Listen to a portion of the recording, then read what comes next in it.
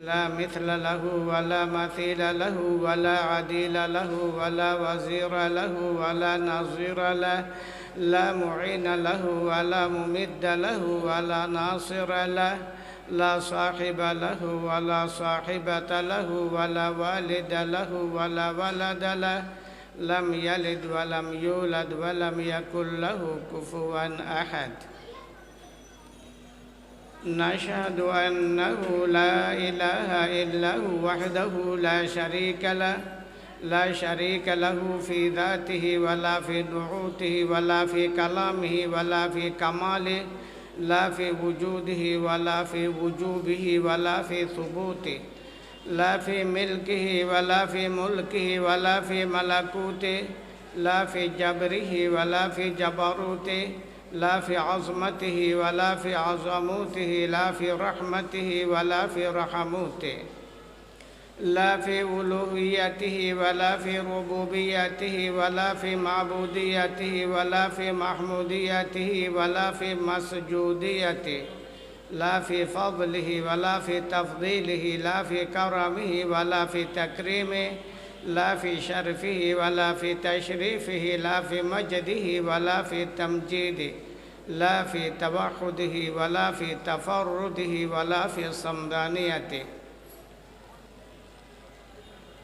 ونشهد أن سيدنا ومولانا محمدًا عبده ورسوله الذي بعثه الله عز وجل وأرسله بالرسالة والهداية والدراية والوقاية والعناية والأمانة والصداقة، بعثه الله عز وجل بالإمامة والقيادة والسيادة والرئاسة،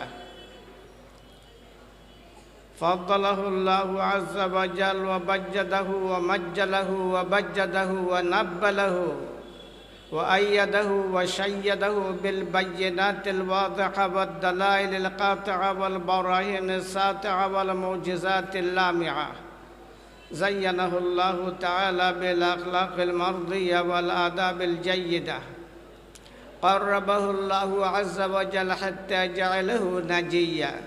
نسأل الله تعالى أن ينزل بحر فضله وسحائب كرم عليه وعلى آله وأصحابه الذين هم كانوا يرون وجه النبي صلى الله عليه وسلم المتلالى، الذين هم كانوا يركعون مع ركوعه ويسجدون مع سجوده، الذين هم كانوا يعرفونه حق معرفة، الذين هم كانوا يحبونه حق محبة، الذين هم كانوا يفدون بآبائهم وبأمهاتهم وبأولادهم وبأوطانهم وببلادهم وبميلادهم حتى بمهجهم في حبه وحب نبيه، وهم الذين كانوا يدمون مستوى الأرض بدمائهم لإعلاء كلمة الله عز وجل، وهم الذين كانوا يفتخرون بالتفدية والتضحية، وهم الذين كانوا يفتتون يشددون يمزقون يدمرون يحسون كل السلطة والسيطرة الطاغوتية والشيطانية من الأباطل والمفاسد عن وجه الأرض بركوز أرجلهم، لا يخافون في الله لومة لائم، هم الذين كانوا ينالون أسناد الجنة بكلام الله عز وجل وبكلام النبي صلى الله عليه وسلم، وهم الذين كانوا يبلغون كل ما جاء به النبي صلى الله عليه وسلم من الهدى والسنن من مكة المكرمة إلى المدينة المنورة، من الغرب إلى الشرق، من الشرق إلى الغرب، من الجنوب إلى الشمال، من الشمال إلى الجنوب، من أفق إلى أفق، حرفا حرفا، نقطة نقطة، من غير إفراط وتفريط، من غير التحريف التبديل، صلى الله تعالى عليه وعليهم وأزواجه أمهات المؤمنين وأهل بيته وعترته الطيبين، صلى الله تعالى عليه وعليهم، ومن اهتدى بهديه ومن استنى بسنته ومن تخلق بأخلاقه ومن تزين بتزيينه ومن تدرس بتدريسه ومن نجح بحبه واتبع حق اتباعه، علماء أمته وفقهاء ملته ومجاهدي دينه، وسلم تسليما كثيرا كثيرا. أما بعد فأعوذ بالله من الشيطان الرجيم. بسم الله الرحمن الرحيم. والشمس وضحاها والقمر إذا تلاها والنهار إذا جلاها والليل إذا يغشاها والسماء وما بناها والأرض وما طحاها ونفس وما سواها فألهمها فجورها وتقواها قد أفلح من زكاها وقد خاب من دساها.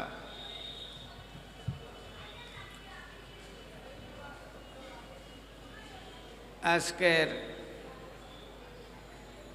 এই পবিত্রতম আয়োজনের মহাত্তম জনাব সভাপতি,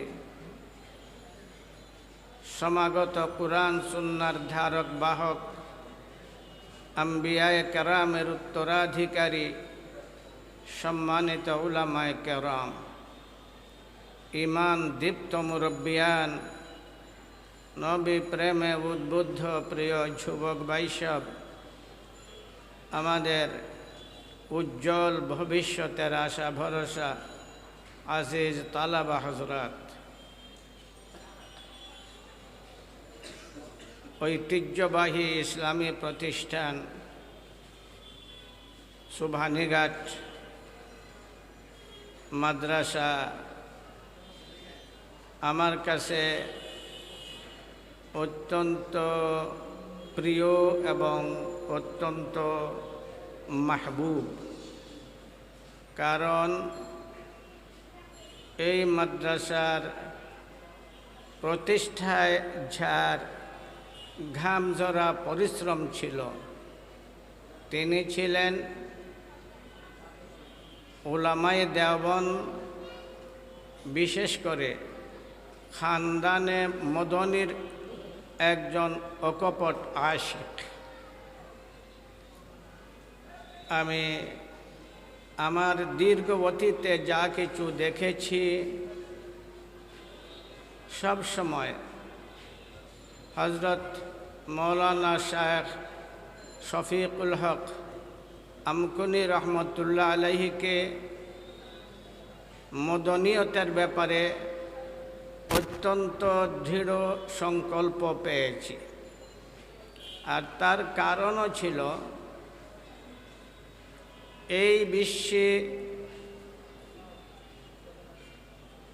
যত বুজুর্গরা আমাদের ভারতবর্ষে আত্মপ্রকাশ করেছেন এবং দুনিয়া ছেড়ে চলে গেছেন,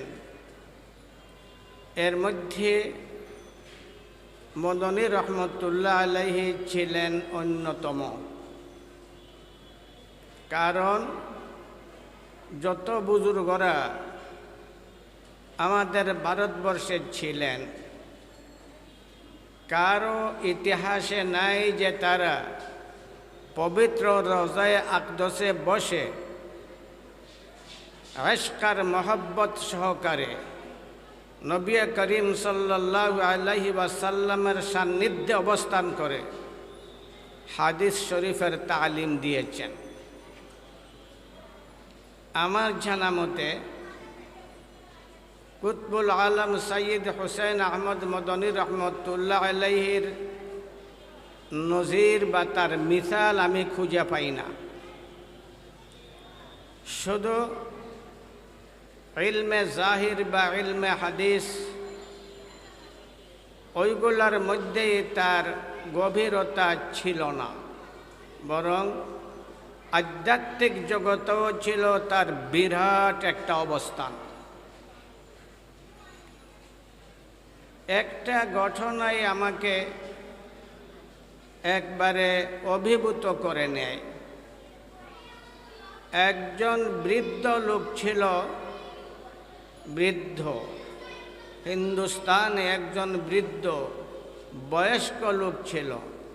ওই লোকটা যখনই মদনী রহমতুল্লাহ আলাইহিকে দেখত তখন বলতো বাতা দঙ্গা বাতা দঙ্গা, বাতা দোঙ্গা, বলে দিব। যখনই ওই বৃদ্ধ লোকটা মদনী রহমতুল্লাহ আলাইহিকে দেখে বলতো, তখনই মদনী রহমতুল্লাহ আলাইহি দূর থেকে এসে 2 হাত খুলে ওই লোকটাকে জড়াইয়া ধরতেন, বুকে বুক মিলাতেন, গলায় গলা মিলাতেন, তাকে আদর সোহাগ দিতেন। মদনী রহমতুল্লাহ আলাইহির ভক্তমণ্ডলীরা যখন ওই দৃশ্য দেখলেন, তাদের মধ্যে একটা আক্ষেপের ভাব সৃষ্টি হয়ে গেল। আমরা বৎসরের পর বৎসর মৌলানা মদনীর খিদমতে থাকি, তার খিদমত করি, সাধনায় 24টা ঘন্টা কাটিয়ে দেই, তার পবিত্র বুকের সাথে বুক মিলানোর সাহস পাই না, সুযোগ পাই না। কিন্তু একটা অশিক্ষিত বয়স্ক মানুষ, সে যখন মদনী রহমতুল্লাহ আলাইহিকে দেখে আর বলে বাতা দোঙ্গা, তখন তিনি নিজেই তাকে এসে ঝড়াইয়া ধরেন। ব্যাপার কি? ওই বৃদ্ধ লোকটাকে জিজ্ঞাসা করলেন, মুরব্বী সাহেব, কি ব্যাপার? আপনাকে মদনী সাহেব এসে বুকে জড়াইয়া ধরেন, আমরা তার কাছে থাকি, রাত দিন তার খিদমত করি, কিন্তু ওই সুযোগ ওই সাহস আমরা পাই না, কি ব্যাপার? সে জবাব দিত, বলবো না। কি জবাব দিত? বলবো না। আমি যখন ওই ঘটনা পড়লাম, তখন আমিও হতবাক। বলবো না কেন মদনী রহমতুল্লাহ আলাইহি তাকে এত মহব্বত আর ভালোবাসা দিয়ে থাকেন, সে বলবে না কেন? আমি তার একটা ইতিহাস সন্ধান করতে লাগলাম এবং সেই জিজ্ঞাসার জবাব খুঁজতে লাগলাম। শেষ পর্যন্ত সেই জবাব আমি পেয়েই গেলাম। দেখলাম এর আরও আগে আছে, বলবো না। আল্লামা মাজহার নানতী রহমতুল্লাহ আলাইহি, মুহাদ্দিসে সাহারনপুরি, মর্দ মুজাহিদ, শামিলির বীর যোদ্ধা আল্লামা মাজহার নানতী রহমতুল্লাহ আলাইহি, ওনার একটা অভ্যাস ছিল, উনি যখনই কথা বলতেন অথবা দর্শে বসতেন অথবা বক্তৃতা করতেন, কিছুক্ষণ পরপরই নিজের উপরের টুট চুষতেন। একটু পরপর উপরের টুট, বলো না, কথা বুঝে আসে, পরপরই উপরের টুট চুষতেন। তার ভক্ত, তার ছাত্ররা সবাই দেখত, কিন্তু জিজ্ঞাসা করার সাহস পেত না।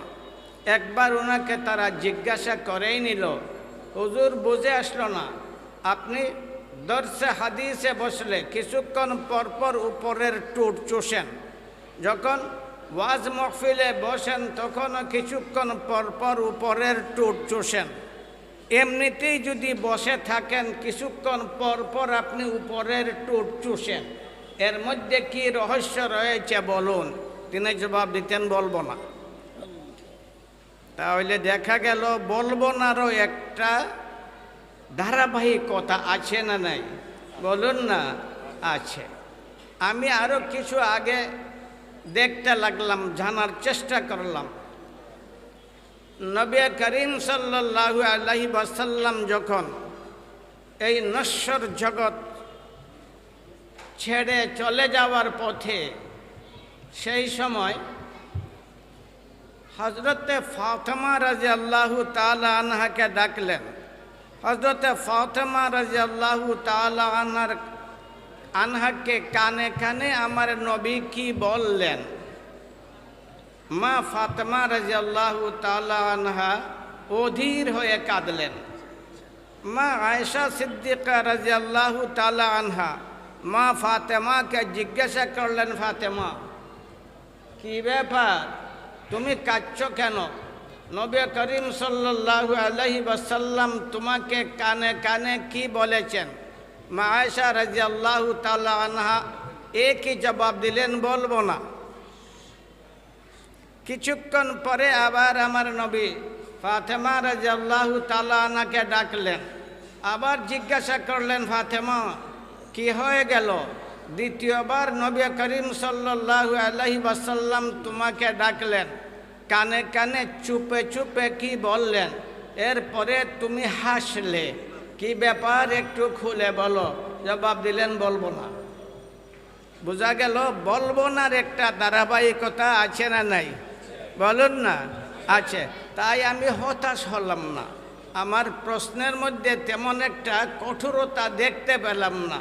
সন্ধান করতে লাগলাম কি ব্যাপার। মা ফাতেমা রাদিয়াল্লাহু তাআলা আনহা নবী করিম সাল্লাল্লাহু আলাইহি ওয়াসাল্লামের ইন্তেকালের পরে মা আয়েশা যখন জিজ্ঞাসা করলেন, ফাতেমা কি ব্যাপার? নবী একবার তোমাকে চুপে চুপে কি বললেন, তুমি কাঁদলে অধীর হয়ে। আবার নবী চুপে চুপে তোমাকে কি বললেন, তুমি আনন্দমুখর হাসলে, কি ব্যাপার? তখন তিনি বলেছিলেন, এখন বলে দিব। আমার নবী প্রথমে তার মৃত্যুর সংবাদ দিয়েছিলেন। আমাকে বলেছিলেন, ফাতেমা আমি দুনিয়া ছেড়ে চলে যাব। আমি আমার পিতার বিরহের ব্যথায়, তার মৃত্যুর দুঃখে আমি কাঁদছি। দ্বিতীয়বার আমার নবী, আমার পিতা আমাকে যখন ডাকলেন, তখন চুপে চুপে আমাকে বলেছিলেন, ফাতেমা সকল আগে তুমি আমার সাথে মিলবে এবং জান্নাতের সকল নারীদের তুমি সর্দার হবে। ঠিক তেমনভাবে এই বলবনার ধারাবাহিকতায় আমি মৌলানা মাজহার নানতী রহমতুল্লাহ আলাইহির সেই বলবনার ইতিহাস খুঁজতে লাগলাম। পেয়ে গেলাম তারই বক্তৃতার মধ্যে, তার নিজের বক্তৃতার মধ্যেই সেই প্রশ্নের জবাবটা পেয়ে গেলাম। জবাবটাকে তিনি বলতে লাগলেন, যখন তিনি মৃত্যুমুখে পতিত প্রায়, ওই সময় তার ভক্তরা তাকে জিজ্ঞাসা করেছিলেন, হুজুর আপনি তো আমাদেরকে ছেড়ে চলে যাওয়ার পথে, রহস্যই রয়ে গেল, এখনো বলে দিন কি ব্যাপার? আপনি কেন বারবার আপনার উপরের টুট চুষে থাকেন?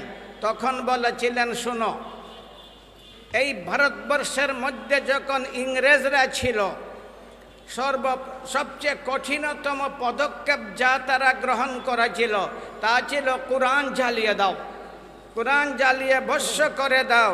কোরআন থাকবে না, মুসলমান থাকবে না। ভারতবর্ষে হিন্দুদের ধর্মগ্রন্থ আছে, খ্রিস্টানদের ধর্মগ্রন্থ আছে, বৌদ্ধদের ধর্মগ্রন্থ আছে, শিখদের ধর্মগ্রন্থ আছে। প্রত্যেক ধর্মাবলম্বীর তাদের নিজস্ব ধর্মগ্রন্থ আছে। অন্য কোনো ধর্মগ্রন্থকে তারা ঝালায় না। বৌদ্ধদের ধর্মগ্রন্থ ঝালায় না, হিন্দুদের ধর্মগ্রন্থ ঝালায় না, শিখদের ধর্মগ্রন্থ ঝালায় না। মুসলমানদের ধর্মগ্রন্থ কোরআন জ্বালানোর তারা একটা প্রোগ্রাম হাতে নিল এবং সেই প্রোগ্রাম মোতাবেক তারা কোরআনের কপি জ্বালানো শুরু করে দিল। এই ভারতবর্ষের এক প্রান্ত থেকে তারা জ্বালানোর সিলসিলা শুরু করলো। হাজার হাজার নয়, লক্ষ লক্ষ কোরআনের কপি তারা জ্বালিয়ে দিল। এমনিভাবে তারা অগ্রসর হচ্ছিল। শেষবারের মতো তারা কোরআন জ্বালানো বন্ধ করে দিয়ে আলিম উলামাকে জ্বালাইতে শুরু করলো। এমন একটা গাছ ছিল না এই দিল্লি থেকে একবারে পাকিস্তানের খাইবার পর্যন্ত, যে বিশ্ব রুট দেওবন্দের পার্শ্ব হইয়া চলেছে, ওই গাছের লক্ষ লক্ষ ঢাল ছিল, একটা ডাল খালি ছিল না যে ডালের মধ্যে কোনো না কোনো আলিমের লাশ লটকানো ছিল না। W.W. হান্টার নিজে লিখেছে, আমি একবার দিল্লিতে বিরাট দুর্গন্ধ অনুভব করতে লাগলাম, অত্যন্ত অসহনীয় দুর্গন্ধ। আমি ওই দিকে চলতে লাগলাম, কোথা থেকে দুর্গন্ধ আসে?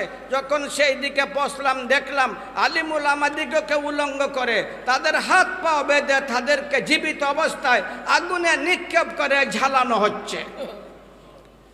মাজহার নানতী রহমতুল্লাহ আলাইহি বলেন, এমনিভাবে যখন মুসলমানদের উপর অত্যাচার আর জুলমের স্টিম রুলার চলতে থাকলো, আমরা আর বসে থাকতে পারলাম না। আমরা আলিমুল আমাদের সমন্বয়ে কাসিমুল উলুম ওয়াল মারিফা কাসিম নানতী রহমতুল্লাহ আলাইহি, হাজি ইমদাদুল্লাহ মুহাজিরে মক্কি রহমতুল্লাহ আলাইহি, ফকিহুল উম্মা রশিদ আহমদ গঙ্গুহি রহমতুল্লাহ আলাইহি, হাফিজ জামিন শহীদ রহমতুল্লাহ আলাইহি, এই ধরনের কেবারুল উলামার মাধ্যমে আমরা একটা সিদ্ধান্ত গ্রহণ করলাম, আমরা যুদ্ধ করব। আমরা যুদ্ধ করব, কিন্তু আমাদের সামনে প্রশ্ন আসলো, আমরা সংখ্যায় অল্প, আমাদের অস্ত্র বলতেই নেই, যুদ্ধের কোনো প্রশিক্ষণ নাই, এই বিরাট মহাশক্তির সাথে আমরা যুদ্ধ করব কেমন করে? কিন্তু কাসিমুল উলুম ওয়াল মারিফা কাসিম নানতী রহমতুল্লাহ আলাইহি সেই প্রস্তাব এবং তার পক্ষে যখন দলিল প্রমাণ উপস্থাপন করলেন, তখন আমরা যুদ্ধ করার জন্য প্রস্তুত হয়ে গেলাম। 2 নম্বরে আমাদের মধ্যে আলোচনা চললো আমরা কোথা থেকে যুদ্ধ শুরু করব। তখন সেই যুগে ভারতবর্ষের মধ্যে সবচেয়ে কঠিনতম দুর্গ ইংরেজের ছিল শামেলির মধ্যে। তাদের ধারণা ছিল ভারতবর্ষের সকল দুর্গ যদি বিদ্রোহীরা জয় করে নেয়, তবেও শামেলির দুর্গ জয় করতে পারবে না। আধুনিক উপায়ে ওইটা নির্মিত ছিল। আমিও গিয়েছি সেই শামেলিতে, দেখেছি শামেলিকে, ইতিহাসের পাতায় মিল তাকে আছে কি নাই তা দেখার সুযোগ হয়েছে। সেই শামেলির দুর্গ ছিল সবচেয়ে তাদের দৃষ্টিতে কঠিনতম এবং আধুনিক উপায়ে নির্মিত। তাদের ধারণায় ওই দুর্গ কেউ জয় করতে পারবে না। যেমন ইয়াহুদদের খয়বরের দুর্গ ছিল তাদের কাছে সবচেয়ে নিরাপদ দুর্গ, তাদের বিশ্বাস ছিল মুসলমানরা ওই দুর্গ জয় করতে পারবে না। কিন্তু ওই দুর্গ জয় করার পথে শুধুমাত্র একজন সাহাবা হযরত আলী রাদিয়াল্লাহু তাআলা আনহুর গৌরব গাথা অবদান রয়েছে। ঠিক না? ও ঠিক বলো না? হযরত আলী যখন খয়বরের দুর্গে ঢুকে গেলেন, বীর বিক্রমে অগ্রসর হতে লাগলেন। খয়বরের যে গেট সেই যুগের 40 জন উঠাইতে পারত না। হযরত আলী রাদিয়াল্লাহু তাআলা আনহু ওই গেটকে টান দিয়ে বাম হাতে ধারণ করে ডাল হিসাবে ব্যবহার করে আগে অগ্রসর হতে লাগলেন।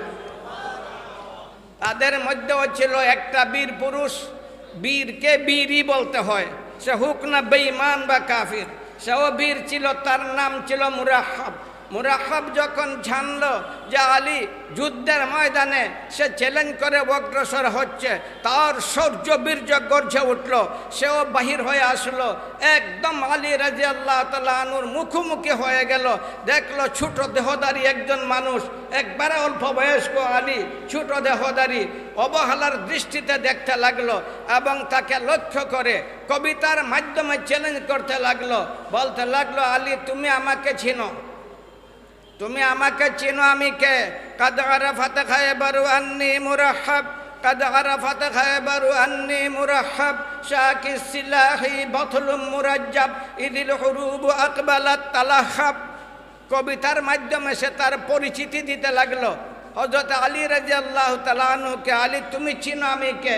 আমার নাম মুরাহাব, আমি যুদ্ধাস্ত্রে সুসজ্জিত, আমি যখন যুদ্ধের ধামামা শুনি তখন অগ্নিশর্মা হয়ে যাই। তার কথা শুনে বীর পুরুষ হযরত আলী রাদিয়াল্লাহু তাআলা আনহুর বীরত্ব গর্জে উঠল। তিনিও তাকে লক্ষ্য করে একটা কবিতা আবৃত্তি করেছিলেন, এক কাফিরের বাচ্চা, ইহুদের বাচ্চা, আনাল্লাযী, আমাকে চিনো আমি কে? আনাল্লাযী সাম্মাতনি উম্মি হায়দারা, আনাল্লাযী সাম্মাতনি উম্মি হায়দারা, কালাইফি গাবাতিন কারিহাল মনজারা, ওয়া ফীহিম বিসায়ে কালাস সান্দারা। এক ইহুদের বাচ্চা, তুমি আমাকে চিনো আমি কে? আমি কে?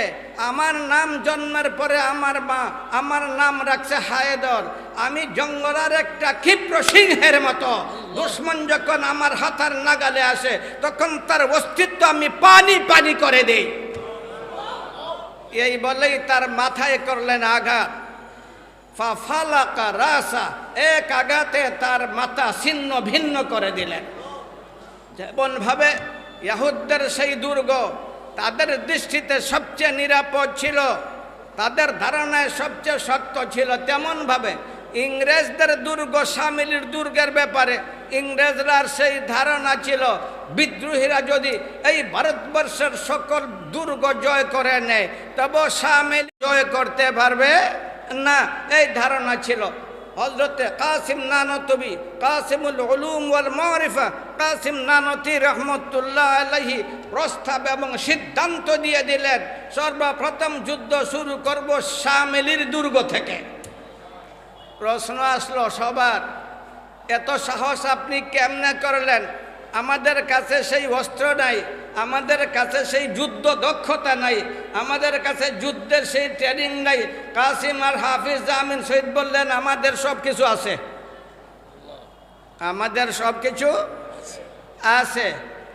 যুদ্ধ শুরু হয়ে গেল। প্রথমবারে হাফিজ জামিন শহীদ আর কাসিম নানতি রহমতুল্লাহ আলাই এমনভাবে দুর্গের গেটের মধ্যে আঘাত করলেন। প্রথম আঘাতে দুর্গের গেট চুরমার করে দুর্গের ভিতরে ঢুকে যুদ্ধ শুরু করে দিলেন। এক সময় আসলো কাসিম নানতি রহমতুল্লাহ আলাই যুদ্ধ করতে করতে ক্লান্ত হয়ে গেলেন। যুদ্ধের ময়দান ছেড়ে একটা কিনারে দূরে বসে থাকলেন। তার হাতে বন্দুকও ছিল না, ধারালো তরবারিও ছিল না, একটা তরবারি ছিল ভাঙ্গা তরবারি। ক্লান্ত হয়ে গেছেন, বসছেন। ওই সময় ইংরেজের এক সিপাহী দেখলো কাসিম বসে আছে। সে সুযোগ মনে করলো এই মুহূর্তে কাসিমকে সহজেই হত্যা করে ফেলবো। সেই লোককে কাসিমের কাছে আসলো। আইসা সেও তার বীরত্বের প্রকাশ করতে লাগলো, বলতে লাগলো কাসিমকে লক্ষ্য করে, এ কাসিম, এ কাসিম, তুমি দেখছো না তোমার মাথায় মৃত্যু ডান্স করতে আছে, তোমার মাথায় মৃত্যু নাচতে আছে, তুমি কি দেখছো না? তোমার খবর নাই? কাসিম নানতি রহমতুল্লাহ আলী বসা ছিলেন। তার কথা শুনে একটা ক্ষিপ্র সিংহের মতো দাঁড়িয়ে গেলেন এবং তাকে লক্ষ্য করে বলতে লাগলেন, এ কাফির, ইয়া কাফির, এ কাফির, তুমি দেখছো না তোমার পাশের দিকে মৃত্যু নাচতেছে? যখন এই কথা বলছেন ওই বুকা পাশের দিকে তাকাইছে। কাসিম নানতি রহমতুল্লাহ আলাইহি একটা বীর পুরুষের মতো মুআওয়াজের ভূমিকায় তার উপর ঝাঁপিয়ে পড়লেন। এমনভাবে তার ভাঙ্গা তরবারির দ্বারা আঘাত করলেন, তার দেহটা একদম দ্বিখণ্ডিত হয়ে গেল। এক সময় আসলো সেই কাসিম নানতি রহমতুল্লাহ আলাইহি মারাত্মকভাবে আহত হয়ে গেলেন। তার মাথার এক দিক দিয়ে বুলেট ঢুকে আরেক দিক দিয়ে বাহির হয়ে গেল। বুলেট বাহির হয়ে গেল, রক্ত ঝর নির্বাহিত হতে লাগলো। বসে থাকলেন, হাত ধরে মাথায় হাত ধরে বসে থাকলেন। রক্তে লাল হয়ে গেছে, কামিজ রক্তে লাল হয়ে গেছে, পাগড়ি রক্তে লাল হয়ে গেছে, বসে আছেন নির্বিকার। হঠাৎ করে ফকিহুল উম্মাহ রশিদ আহমদ গঙ্গুহি রহমতুল্লাহ আলাইহির নজরে পড়লো কাসিম বসে আছে। তার কাছে চলে গেলেন, জিজ্ঞাসা করতে লাগলেন, বেটা तुम्हें क्या हो गया, बेटा तुम्हें क्या हो गया, अरे तुम्हार কি হয়েছে, তুমি রক্তে রঞ্জিত কেন, তুমি হাত মাথায় ধরে বসে থাকলে কেন? বলতে লাগলেন, ওই দেখুন আমার মাথার এক দিক দিয়ে বুলেট ঢুকে আরেক দিক দিয়ে বাহির হয়ে গেছে, রক্ত প্রবাহিত হচ্ছে। কাসিম নানতি রহমতুল্লাহ আলীর মাথায় ফকিহুল উম্মাহ রশিদ আহমদ গঙ্গুহি রহমতুল্লাহ আলী হাত বুলাইলেন, হাত লাগাইলেন। রক্ত আছে জখম নাই, রক্ত আছে জখম নাই, রক্ত আছে জখম নাই, রক্ত আছে। বলো না, কথা বুঝে আসে? সবাই বুঝেন তো? আমি বুঝতে পারি না, আপনারা বুঝেন কি বুঝেন না? আল্লামা মাজহার নানতী রহমতুল্লাহ আলাইহি বলেন, যুদ্ধ চলল, বিজয় আমাদের কদম চুম্বন করলো, আমরা জয়ের পতাকা উড়াইলাম, কিন্তু ইংরেজের কলেজে আগুন লেগে গেল। তারা চেষ্টায় লেগে গেল কিভাবে ওই দুর্গকে আবার উদ্ধার করতে পারে। তারা নূতনভাবে প্রস্তুতি নিতে লাগলো, আমরাও নূতন করে প্রস্তুতি নিতে লাগলাম। আবার যুদ্ধ শুরু হয়ে গেল। আমাদের বীর যোদ্ধা হাফিজ জামিন শহীদ রহমতুল্লাহ আলাইহি তিনি শহীদ হয়ে গেলেন। তার গায়ে বুলেট ঢুকলো, এখনো সেই রক্তমাখা পাগড়ি আছে, এখনো আছে রক্তমাখা পাগড়ি, এখনো রক্তমাখা সেই কুর্তা কামিজ তারা আছে। ওইখানে গেলে আপনারা দেখতে পাবেন আছে, তারা সংরক্ষিতভাবে রাখছে। রশিদ আহমদ গঙ্গুহি রহমতুল্লাহ আলী দেখলেন হাফিজ জামিন পড়ে গেছেন, উনাকে কাঁধে উঠাইলেন, রক্ত ঝরতে ছিল, সেই রক্ত থেকে মিশকে আম্বরের সুগন্ধ বাহির হতে লাগলো। মাজহার নানতী রহমতুল্লাহ আলাইহি বলেন, শেষ পর্যন্ত আমরা পরাজিত হলাম। লাশ আর লাশের স্তূপ পড়ে গেল শামিলির ময়দানে, লাশ আর লাশের স্তূপ পড়ে গেল। জখমি আহত যারা, তাদের মধ্য থেকে চিৎকার শুরু হয়ে গেল, এক ফোঁটা পানি দাও। পিপাসায় কলেজা ফাটছে, এক ফোঁটা পানি দাও। পিপাসায় কলেজা ফাটছে, এক ফোঁটা পানি দাও। চিৎকার, মনে হচ্ছিল হাসর বরপা হয়ে গেছে, এমন অবস্থা। কে পানি দিবে? কেউ নাই, মুসলমানরা নাই, যোদ্ধারা নাই, শুধু লাশ আর লাশ পড়ে আছে। তিনি বলেন, আমিও ছিলাম আহত, আমিও ছিলাম জখমি, আমিও পড়ে আছি। আমি তাদের চিৎকারই শুনতেছিলাম। হঠাৎ করে আমার নজর আকাশের দিকে গেল। আমি দেখলাম আকাশ থেকে আলোর ঝাঁক, তারকার ঝাঁক, তারকার ঝাঁক জমিনের দিকে নেমে আসছে। আমি অবাক হয়ে ওই তারকার ঝাঁকের দিকে তাকিয়ে থাকলাম। অদ্ভুত ব্যাপার, কি ব্যাপার? আকাশ থেকে তারকার ঝাঁক জমিনের দিকে নেমে আসছে কেন? ঝলমলে ঝলমলে তারকা, ঝলমলে তারকা। এই তারকার ঝাঁক জমিনের দিকে নেমে আসছিল। আমি পলক্ষীন দৃষ্টিতে ওইগুলা দেখছিলাম। আমিও তো পড়েই ছিলাম শামিলির মাঠে, কিন্তু আমার নজর ওই তারকারাজির দিকে। অল্পক্ষণের মধ্যে ওই তারকার ঝাঁক একদম শামিলির মাঠের কাছে চলে আসলো। আমি দেখলাম তারকা না, মহিলাদের দল, মহিলাদের দল, মহিলাদের দল, মহিলাদের দল। তার বাসায় মাজর নানা তুমির বাসায় হুরের দল, ওইটা আমার বাসায় নয়। আল্লামা মাজহার নানতুই রহমতুল্লাহ আলাইহির ভাষায় হুরের দল, এই মহিলার দল নেমে আসছে আকাশ থেকে শামিলির মাঠের দিকে। প্রত্যেকের হাতের মধ্যে ছিল এক একটা বোতল। কি ছিল বলো না একটু? বোতল, পানির বোতল প্রত্যেকের হাতে। তারা আইসা নেমে গেল, শামিলির মাঠের মধ্যে নেমে গেল। যে দিক থেকেই তারা চিৎকার শুনতো সেই দিকেই তারা দৌড়াতো বোতল হাতে নিয়ে, তাদেরকে পানি পান করাতো। যেই ওই বোতলের পানি পান করত সে চিরকালের জন্য শান্ত হয়ে যেত। এমনিভাবে পানি পান করানোর সিলসিলা চলতে লাগলো। আল্লামা মজহরি রহমতুল্লাহ আলাইহি বলেন, আমি তো পড়েছিলাম শামিলির মাঠে, আমি ওই সবগুলা শুধু দেখতেছিলাম। এমনিভাবে পানি পান করানোর সিলসিলা চলছে, আর চিৎকারের আওয়াজও ধীরে ধীরে কমে আসছে। শেষ পর্যন্ত একবারে শামিলির মাঠ নীরব হয়ে গেল, আর আওয়াজ নাই। ওই সময় আমার এমন পিপাসা লাগলো, আমি একবারে পিপাসায় কাতর হয়ে গেলাম। আমি ভাবলাম আর যদি দেরি হয় তাহলে আমার কলেজা ফেটে যাবে। ওই সময় একটা মহিলা দৌড়ে আসলো, একটা বোতল নিয়ে আসলো। ওই বোতল নিয়ে ওই বোতলের তলা, তলা বুঝেন তো, বোতলের তলা, ওই বোতলের তলাই না আমার মুখের মধ্যে, আমার উপরের ঠোঁটের মাঝে শুধু লাগাইলো। ওই সময় আমি ঠার পাইলাম মিষ্টি আম্বরের সুগন্ধ, এবং শুধু ঠোঁটে লাগাইলো। ওই লাগানোর কারণে আমার সারাটা কলিজা ঠান্ডা হয়ে গেল, আমি সুগন্ধে বিমুগ্ধ হয়ে গেলাম, আমার পিপাসা একদম মিটে গেল। কিন্তু দুর্ভাগ্য, আমি সেই বোতলের পানি পান করতে পারলাম না। ওই সময় তাদের নেতা যে মহিলা, ওই মহিলা দৌড়ে আসলো। দৌড়ে আইসা তার হাত থেকে বোতল কেড়ে নিল এবং ধমক দিয়ে বলতে লাগলো, আরে মাজহারের মুখে বোতল লাগাইলে কেন? মাজহারের মুখে বোতল লাগাইলে কেন? ওই বোতলগুলা মাজহারের জন্য আসে নাই, ওই বোতলগুলা আসছে যারা শাহাদতের সুরাহা পান করবে তাদের জন্য। মাজহার আরো বেশি দিন বেঁচে থাকবে, মাজার কোরআনের শিক্ষা দিবে, মাজার হাদিসের শিক্ষা দিবে, মাজার আমার নবীর দ্বীনের খিদমত করবে। সুতরাং তার মুখে কেন লাগাইলে এই বোতল? এই বলে ধমক দিয়ে হাত থেকে যে নারী আমাকে আমার মুখে বোতল লাগিয়েছিল তার হাত থেকে ধমক দিয়ে বোতল কেড়ে নিল। আমি মোটামুটি সুস্থ হয়ে পড়লাম। আজ 11 বছর তার বাসায়, আজ 11 বছর অতিক্রান্ত হয়ে গেছে। এখনো আমি যখন উপরের টুট চুষি তখন ওই সুগন্ধ, ওই স্বাদ গ্রহণ করি। আল্লাহু আকবার। বলতেছিলাম এই সিলসিলায় গ্রথিত আমাদের কুতুল আলম সৈয়দ হোসেন আহমদ মদনী রহমতুল্লাহ আলাইহি, ওই বৃদ্ধ ব্যক্তিকে বলা হলো, কি ব্যাপার? মৌলানা মদনীকে দেখলে তুমি বলো বাতা দঙ্গা, বাতা দঙ্গা, আর তিনি তোমাকে এসে জড়াইয়া ধরেন, কি ব্যাপার একটু বলো। সে জবাব দিত বলবো না, সে জবাব দিত কি বলো না। আমিও বলবো না, বলবো বলবো, এইটা তো বলবো না। আর বাপ বললে তো আর বলবো না থাকলো না।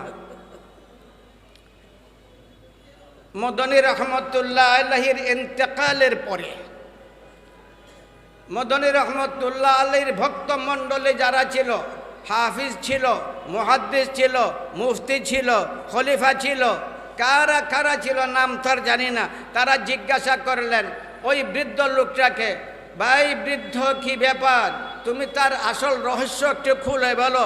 তখন সে জবাব দিল, হ্যাঁ এখন বলে দিব, এখন বলে দিব।